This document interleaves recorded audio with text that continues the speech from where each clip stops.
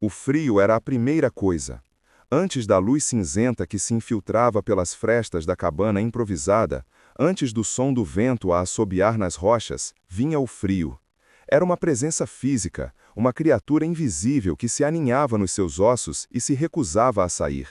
O menino encolheu-se mais fundo sob o cobertor de lã puída, um tecido tão remendado que era mais memória do que matéria. O seu único calor vinha do corpo trêmulo de Bruma, o seu cão, que se pressionava contra as suas costas com uma lealdade silenciosa e desesperada. O estômago do menino era um nó apertado, uma dor oca que já se tornara uma companhia constante. Ele abriu os olhos, não para o dia, mas para a sobrevivência. Inscreva-se no canal e comente de onde está assistindo. A rotina era um ritual gravado pela necessidade. Primeiro, verificar as armadilhas. Ele e Bruma saíram para a névoa da manhã, um mundo de cinzento e silêncio. A montanha era uma imensidão indiferente, as suas encostas varridas pelo vento, salpicadas de pinheiros retorcidos que se agarravam à vida com a mesma teimosia que ele. Cada passo era calculado, cada som analisado. O estalar de um galho sob a sua bota, o grito distante de uma ave de rapina, tudo era informação. Não havia pegadas para além das suas e das de Bruma. Não havia fumo de outras fogueiras. Há muito tempo que ele se esquecera do som de outra voz humana, uma memória desvanecida como um sonho ao amanhecer. As armadilhas, como nos últimos 3 dias, estavam vazias. Nem mesmo um coelho da montanha, magro e rápido. A decepção era uma pedra fria que se juntava à fome no seu estômago. Bruma choramingou baixinho, o seu nariz a farejar o laço de arame vazio, como se pudesse conjurar uma presa pela força da vontade. O menino pousou a mão na cabeça do cão, um gesto que era tanto para confortar o animal como para se ancorar a si mesmo. A sua atenção voltou-se para o plano secundário, raízes. Ele ajoelhou-se na terra gelada, os seus dedos a cavarem em busca dos tubérculos fibrosos e amargos que mal ofereciam sustento. O sabor era de terra e madeira, mas era algo. Era o suficiente para adiar o fim por mais um dia. Enquanto mastigava a raiz lenhosa, sentia uma mudança. O vento, antes um assobio constante, adquiriu um tom mais grave, um lamento que subia dos vales profundos. O céu cinzento claro começou a escurecer, não com a aproximação da noite, mas com o peso de nuvens da cor de nódoas negras que se acumulavam sobre os picos. Bruma encostou-se a ele, um rosnado baixo a vibrar no seu peito, os seus olhos fixos no horizonte que se tornava ameaçador. O menino engoliu em seco, o sabor amargo da raiz a misturar-se com o gosto metálico do medo. A sua cabana não resistiria a uma tempestade a sério. Olhou em redor para a face exposta da montanha, um labirinto de pedra e gelo. Não havia para onde fugir. A montanha estava prestes a tentar reclamá-los. O tempo na caverna pareceu esticar-se e afinar-se até se tornar uma única nota vibrante, suspensa naquele olhar partilhado entre o menino e a besta. Cada segundo que passava era uma eternidade em que o instinto de Elian travava uma guerra civil brutal dentro do seu peito frágil. Uma parte dele, a parte primordial e reptiliana que o ensinaram a fugir de sombras em movimento e a desconfiar de qualquer coisa maior do que ele, gritava em pânico para que se virasse e corresse sem olhar para trás, para que se entregasse de novo à fúria purificadora da tempestade antes que aquela criatura colossal reunisse as suas últimas forças para o esmagar como um inseto. Ele era pequeno, insignificante, um lanche relevante para uma besta daquele tamanho, um mero acaso do destino. A sua vida, ele sabia, era uma chama trêmula e teimosa numa ventania constante, e aproximar-se daquele ser ferido era como inclinar deliberadamente a chama sobre um barril de pólvora úmida. A escolha mais lógica, a única escolha que a montanha alguma vez lhe ensinou a fazer, é a da sobrevivência a qualquer custo. Ele podia simplesmente recuar para a entrada da caverna, encolher-se junto às paredes e esperar que a tempestade passasse, deixando a criatura ao seu destino. Um destino que já fora selado pelo ferro frio e pela indiferença do mundo. Seria a escolha sensata, a escolha que garantiria o seu próximo nascer do sol. No entanto, o olho âmbar mantinha-o cativo, um farol de consciência num mar de escuridão e dor. Havia uma história incalculável na sua profundidade, uma saga de eras de solidão que espelhava a sua própria existência isolada, mas numa escala tão vasta que ele mal conseguia conceber. Ele olhou novamente para a armadilha, para suas mandíbulas de metal dentadas que se cravavam impiedosamente na carne viva.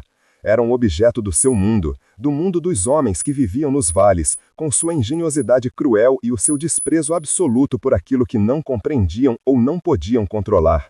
Sentiu uma pontada aguda de vergonha, uma responsabilidade indireta e esmagadora. Ele era da mesma espécie que tinha forjado aquele instrumento de tortura, que o tinha arrastado montanha acima e o tinha deixado, escondido, à espera de uma vítima. A sua própria sobrevivência dependia de evitar esses mesmos homens e suas armadilhas traiçoeiras. Ele e o gigante eram, de uma forma estranha e profunda, ambos fugitivos na sua própria casa. A criatura não se moveu 1 centímetro. A sua paciência era de uma montanha a suportar a lenta erosão do tempo.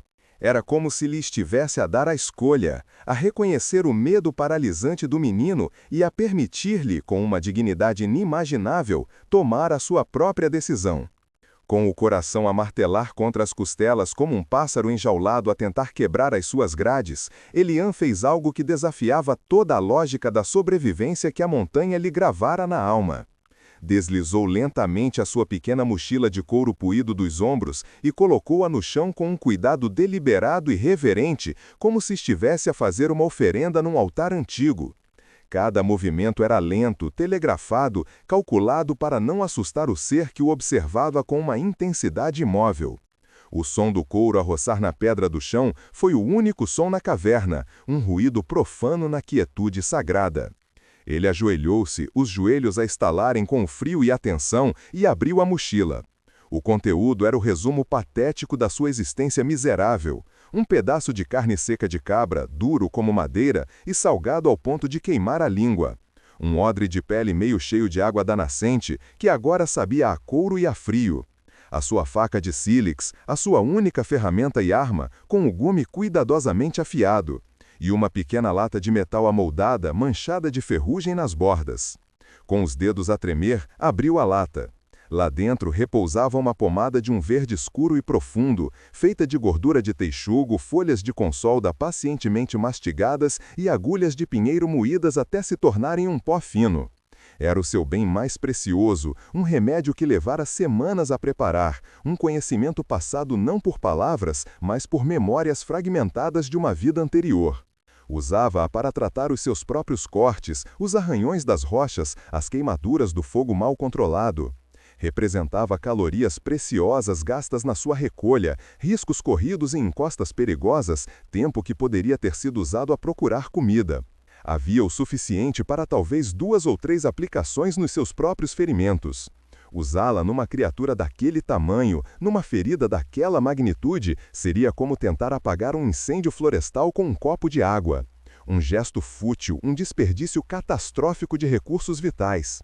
A voz da sobrevivência sibilou novamente na sua mente, mais insistente desta vez. Guarda-a, precisarás dela antes do fim da semana. A perna dele está para além de qualquer cura que possas oferecer, é um desperdício. Mas ao olhar para o sangue seco e coagulado, para a pele inflamada e inchada que se esticava à volta dos dentes de metal, ele viu não uma ferida intransponível, mas uma dor que podia, pelo menos, ser momentaneamente aliviada. O dilema não era sobre a eficácia do seu remédio, mas sobre o significado do ato em si.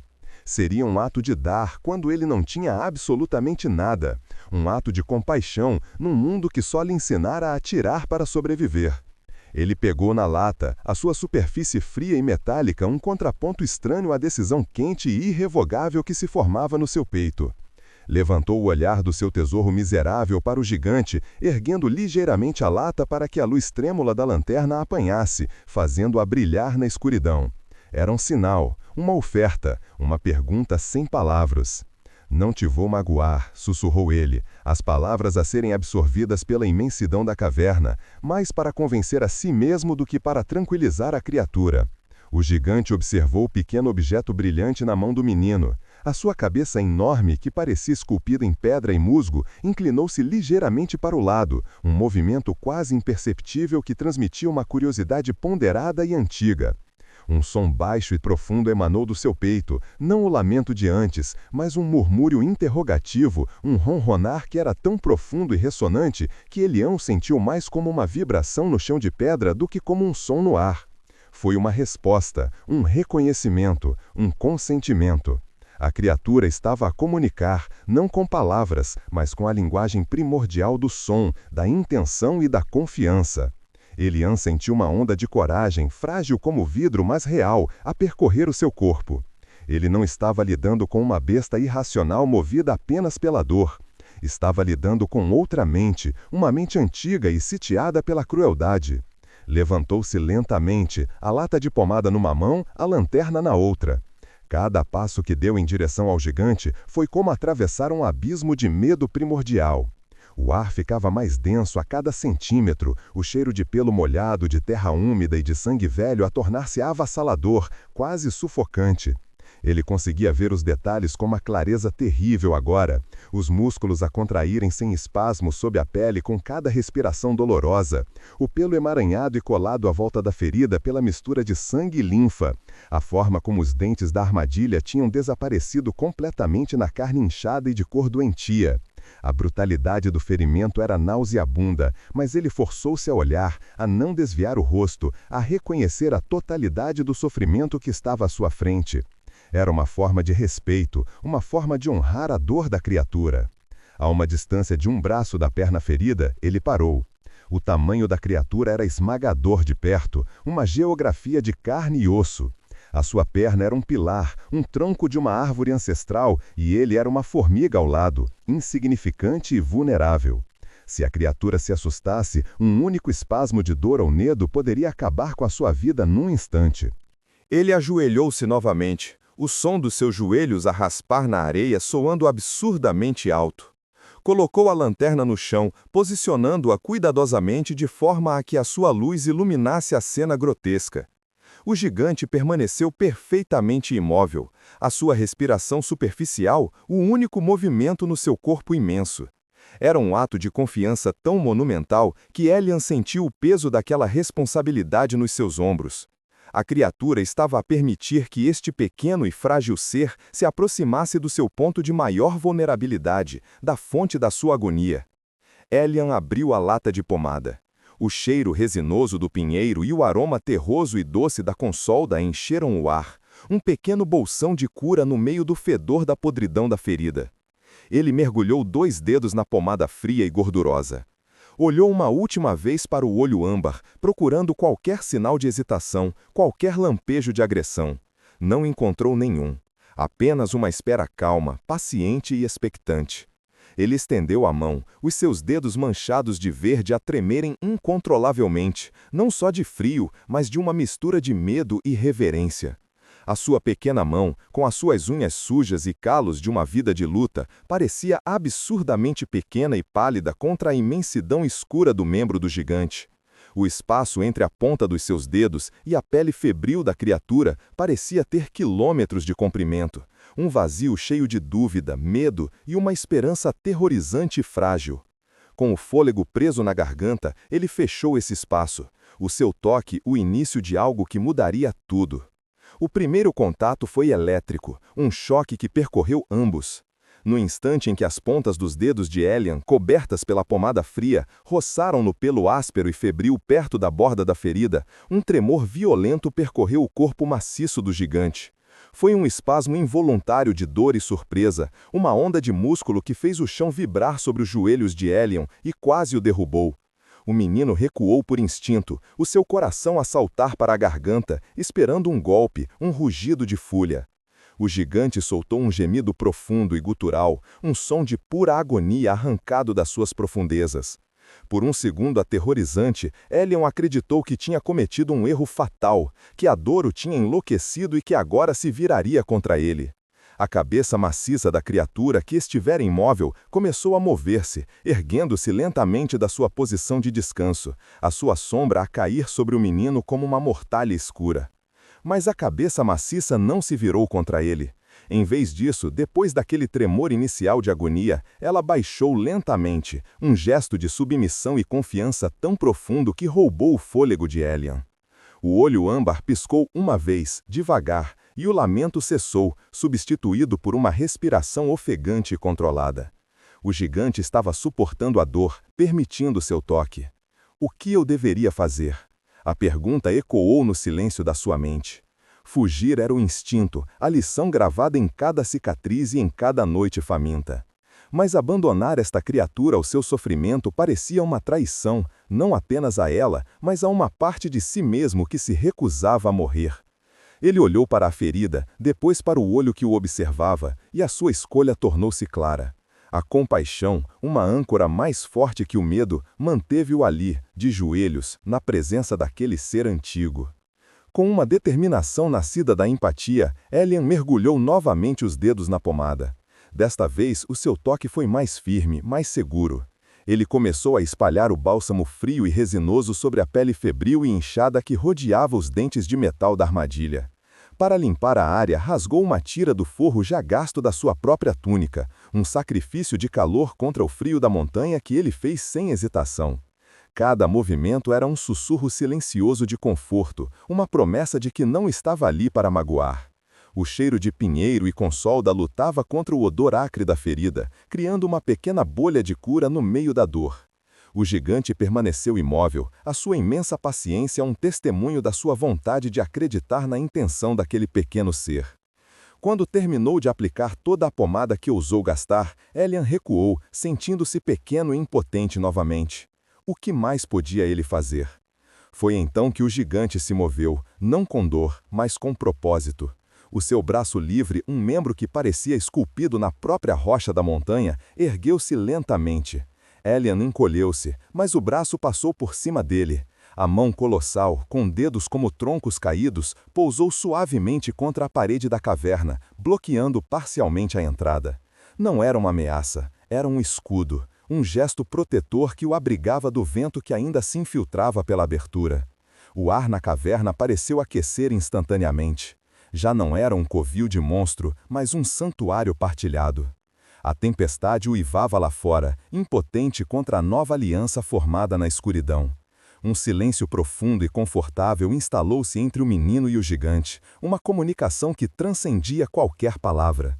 Elian sentou-se, encostado à parede oposta, e observou a respiração do gigante a tornar-se mais lenta, mais profunda, talvez pela primeira vez em dias. O alívio era palpável, uma presença quente na caverna fria. Mas enquanto seu olhar percorria a cena, ele desceu da carne tratada e coberta pela pomada para o metal negro que a prendia. A pomada podia aliviar a dor e evitar o pior da infecção, mas não podia quebrar o aço. As mandíbulas de ferro estavam cravadas no osso com uma força que zombava da sua pequena faca de sílex e das suas mãos frágeis. O gigante estava protegido, mas continuava a ser um prisioneiro. O silêncio que se seguiu ao gesto protetor do gigante era mais profundo e significativo do que qualquer palavra que Elian já conhecera. A tempestade continuava sua fúria lá fora, um rugido distante e impotente, mas dentro daquela bolha de quietude, o tempo parecia ter parado. O menino permaneceu de joelhos, o seu olhar fixo na armadilha de ferro, um objeto profano naquele santuário improvisado. A pomada, a sua humilde oferenda, brilhava debilmente à luz da lanterna, uma mancha de verde esperançoso contra a brutalidade negra do metal e o vermelho escuro da carne ferida. Um sentimento de futilidade começou a insinuar-se no seu peito, frio e cortante como o próprio vento da montanha. Ele tinha oferecido conforto, um gesto que parecia monumental momentos antes, mas o problema central, a fonte da agonia do gigante, permanecia intocado, intransigente. O aço era uma realidade dura e fria que a sua compaixão não conseguia dissolver. Movido por um impulso desesperado, ele arrastou-se para mais perto, o seu coração a bater um ritmo de pânico e determinação. Estendeu as suas mãos pequenas e trêmulas e agarrou as mandíbulas de metal. O frio do ferro era chocante, uma queimadura gelada que parecia sugar o pouco calor que restava no seu corpo. Puxou com toda a força que o seu corpo subnutrido conseguia reunir, os seus músculos a protestarem, as suas articulações a estalarem. O metal não cedeu 1 milímetro, era como tentar mover a própria montanha. O gigante permaneceu perfeitamente imóvel durante o seu esforço, a sua respiração um sopro suave e constante contra sua nuca, um ato de confiança tão absoluto que fez com que as lágrimas ardessem nos olhos de Elian. A criatura estava a permitir-lhe tocar, puxar, lutar contra a sua prisão, sabendo perfeitamente da inutilidade do seu esforço. Frustrado, Elian pegou na sua faca de sílex, a sua única ferramenta, a sua única arma. Tentou encontrar uma fenda, uma fraqueza no mecanismo da mola, um ponto de alavancagem. O som do sílex a raspar contra o aço era agudo e estridente, um grito de pedra contra metal que ecoou na caverna. Faíscas voaram, pequenas estrelas moribundas na escuridão, iluminando por um instante a expressão de esforço concentrado no rosto do menino. Mas a lâmina de pedra não conseguia mais do que arranhar a superfície do ferro, deixando marcas prateadas e finas que zombavam da sua fraqueza. Ele estava lutando contra uma força de outro mundo, não do mundo antigo das rochas e dos espíritos, mas do mundo dos homens, das suas forjas e da sua crueldade industrial. Ele sentou-se, derrotado, a faca a cair da sua mão frouxa com um baque surdo. Olhou para suas mãos, vermelhas e doridas do esforço, e depois para o olho âmbar do gigante, que nunca o deixara. Não havia julgamento naquele olhar, nem impaciência, apenas uma aceitação calma e uma tristeza profunda que parecia abranger eras. O gigante compreendia a sua impotência, e nessa compreensão partilhada, a sua ligação aprofundou-se, transformando a frustração em algo mais próximo da comunhão. Foi nesse momento de quietude e fracasso partilhado que a natureza do gigante começou a revelar-se. A criatura moveu a sua outra mão, a que não estava bloqueando a entrada, e colocou-a gentilmente sobre o seu próprio membro ferido, cobrindo a armadilha e as mãos de Elian um gesto de imensa ternura. A sua palma era vasta e calosa, a textura como a de uma casca de árvore antiga, mas o toque era surpreendentemente leve. E então, algo começou a acontecer. Uma luz suave começou a emanar debaixo da mão do gigante, uma luz que não era a da lanterna. Era um brilho interno, de um âmbar quente e líquido, a mesma cor do seu olho, que pulsava suavemente em sincronia com a sua respiração lenta. A luz filtrou-se através dos seus dedos maciços, projetando padrões de luz e sombra dançantes nas paredes da caverna. Elian observava, paralisado pela admiração, o seu próprio cansaço e desespero a evaporarem-se perante aquele milagre silencioso. A luz não emitia calor no sentido convencional, não queimava. Em vez disso, irradiava uma sensação de vitalidade, uma energia calmante que penetrava na sua pele e parecia acalmar a dor nos seus ossos cansados. O ar na caverna mudou. O cheiro de sangue e infecção foi substituído por uma fragrância sutil e complexa, de terra úmida após a chuva, de resina de pinheiro esmagada e do cheiro elétrico e limpo do ozônio que se segue a um relâmpago. Um som baixo começou a preencher o espaço, não um som que Elian ouvisse com seus ouvidos, mas um que sentia no seu peito, no chão de pedra sob ele. Era um zumbido profundo e ressonante, a vibração da própria vida da montanha, uma canção de poder antigo e crescimento lento. A luz âmbar intensificou-se, e através dela, Elian podia ver como se olhasse através de água dourada, a sua própria pomada a ser absorvida pela pele do gigante. As bordas da ferida a perderem a sua vermelhidão inflamada, a pele a acalmar-se visivelmente. O ar na caverna mudou. O cheiro de sangue e infecção foi substituído por uma fragrância sutil e complexa, de terra úmida após a chuva, de resina de pinheiro esmagada e do cheiro elétrico e limpo do ozônio que se segue a um relâmpago. Um som baixo começou a preencher o espaço, não um som que Elian ouvisse com seus ouvidos, mas um que sentia no seu peito, no chão de pedra sob ele. Era um zumbido profundo e ressonante, a vibração da própria vida da montanha, uma canção de poder antigo e crescimento lento. A luz âmbar intensificou-se, e através dela, Elian podia ver como se olhasse através de água dourada, a sua própria pomada a ser absorvida pela pele do gigante. As bordas da ferida a perderem a sua vermelhidão inflamada, a pele a acalmar-se visivelmente. A magia não estava atacando o ferro, mas sim a curar a carne à sua volta, a fortalecer o ser contra a invasão, a tecer a vida de novo onde a violência a tinha rasgado. Elian sentiu uma lágrima escorrer-lhe pelo rosto, não de tristeza, mas de uma emoção tão avassaladora que não tinha nome, uma mistura de admiração, gratidão e a profunda percepção de que estava na presença de algo sagrado, um guardião, um coração pulsante da própria montanha. No auge daquela manifestação luminosa, uma nova dissonância intrometeu-se no seu santuário. Do exterior, para além do uivo da tempestade, chegaram sons que fizeram o sangue de Elian gelar nas suas veias, vozes humanas. Eram gritos ásperos e impacientes, abafados pelo vento, mas inconfundivelmente os sons dos caçadores, os homens anônimos do vale cujas armadilhas e crueldade pontilhavam a montanha como uma praga. O medo, um velho e familiar companheiro, regressou com uma força violenta, um nó de gelo no seu estômago. Ele encolheu-se instintivamente, os seus olhos a dardejarem para a entrada da caverna, esperando a qualquer momento ver a silhueta de um homem com uma tocha a recortar-se contra a escuridão. O seu coração martelava descontroladamente, um tambor de pânico que ameaçava abafar o zumbido calmante do gigante. O gigante sentiu a sua onda de terror. A luz âmbar que emanava da sua mão pulsou uma vez, com mais força, e a sua natureza mudou subtilmente. Em vez de simplesmente iluminar, pareceu engrossar, tornar-se quase tangível, como se o próprio ar estivesse a transformar-se em âmbar líquido.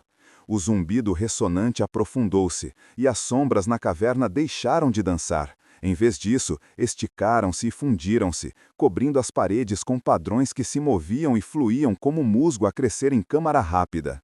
Elian olhou para a entrada da caverna e o seu queixo caiu. A abertura não desapareceu, mas a sua aparência mudou.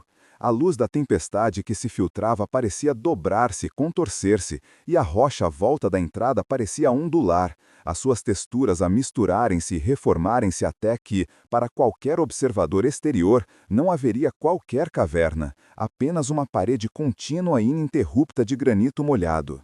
As vozes dos caçadores aproximaram-se. Elian podia ouvir as suas botas a esmagar o cascalho a poucos metros de distância. "Nada por aqui!" gritou uma voz, a frustração evidente no seu tom. "Esta maldita tempestade apagou todos os rastros. Vamos voltar para baixo antes que congelemos." Os sons dos seus passos recuaram, o som das suas vozes a ser engolido novamente pelo vento, deixando para trás apenas o som da montanha. O gigante tinha-os escondido. Não com uma barreira física, mas com uma ilusão, uma dobra na percepção, uma magia tão antiga e subtil como o próprio nevoeiro. Tinha-os envolvido no seu segredo, tornando-os invisíveis para aqueles que os caçavam. O alívio que inundou Elian foi tão poderoso que o deixou fraco, ofegante. Ele olhou para o gigante, não mais como uma criatura ferida, mas como uma divindade protetora, um espírito que não só comandava a vida, mas também a própria percepção da realidade. Ele estava seguro, abrigado não apenas da tempestade, mas do mundo dos homens, no coração de um mistério vivo. Quando os últimos ecos dos caçadores se desvaneceram, a luz âmbar começou a recuar. Fê-lo lentamente, não se apagando de repente, mas retirando-se para dentro da carne do gigante, como a maré a descer numa praia ao anoitecer. O zumbido profundo desvaneceu, e o ar voltou a ter o seu cheiro a terra úmida e pedra fria. Em poucos momentos, a caverna voltou ao seu estado anterior, silenciosa e escura, iluminada apenas pela chama solitária e trêmula da lanterna. O menino ficou sentado, imóvel, o seu corpo a zumbir com o rescaldo da experiência. Sentia-se simultaneamente esgotado e mais vivo do que nunca. O mundo para o qual acabara de regressar parecia menos real, mais frágil do que o reino de luz e som que partilhava com o gigante. Ele ergueu o olhar para o olho da criatura, e a ligação entre eles era agora inquebrável, um pacto forjado no medo, na compaixão e na magia. A gratidão no olho do gigante era uma força palpável, uma onda de calor que o envolveu e tranquilizou. Estava seguro. Era uma aliança, dois seres solitários contra a indiferença da montanha e a crueldade dos homens. A sua sobrevivência já não era mais apenas sua, estava agora entrelaçada com deste ser magnífico. Com um novo sentido de propósito, Elian voltou sua atenção para a perna ferida. À luz da lanterna, as mudanças eram subtis, mas inegáveis. A magia do gigante, juntamente com a sua pomada, tinha operado uma cura notável. O inchaço tinha diminuído consideravelmente, a pele já não estava esticada e brilhante com inflamação, e a ferida, embora ainda horrível, parecia limpa, o sangramento completamente estancado. A criatura podia agora mover ligeiramente o membro sem o tremor de dor que a tinha atormentado antes. Mas enquanto Elian observava, uma constatação fria e pesada assentou sobre ele, dissipando o brilho da admiração. A magia tinha curado a carne, mas não tinha tocado no metal. A armadilha de ferro permanecia, as suas mandíbulas ainda cravadas profundamente, um artefato de um mundo diferente que a magia antiga da montanha não conseguia compreender ou desfazer. O gigante estava protegido, a sua dor aliviada, mas continuava a ser um prisioneiro.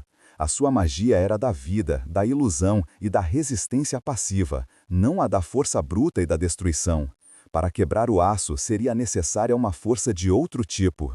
E ao olhar para suas mãos pequenas e para sua faca de sílex inútil, o dilema regressou com uma nova e terrível clareza. Como poderia ele, uma criança, com nada mais do que a sua vontade, quebrar as correntes que nem mesmo a alma da montanha conseguia romper? A alvorada que se seguiu à tempestade era de uma clareza dolorosa, o ar lavado e frio a cortar os pulmões. A luz pálida entrava na caverna, revelando um mundo renascido, mas para Elian o foco tinha se reduzido a um único ponto de escuridão obstinada, o aço negro que ainda prendia o seu novo companheiro. A sua pomada e a magia do gigante tinham acalmado a carne, mas o ferro permanecia, um insulto de outro mundo, indiferente à vida que pulsava à sua volta. A fome no seu estômago era uma memória distante, substituída por uma nova fome, mais profunda e urgente, a necessidade de encontrar uma forma de quebrar aquelas correntes.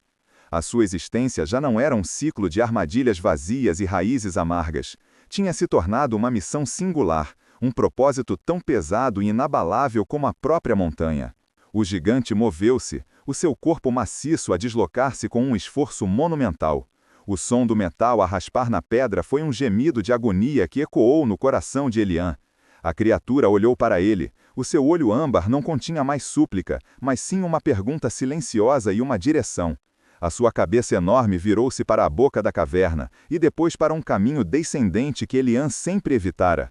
Um trilho que levava para longe das suas terras de caça conhecidas, em direção ao desconhecido. Elian compreendeu instantaneamente. Ficar ali era morrer lentamente.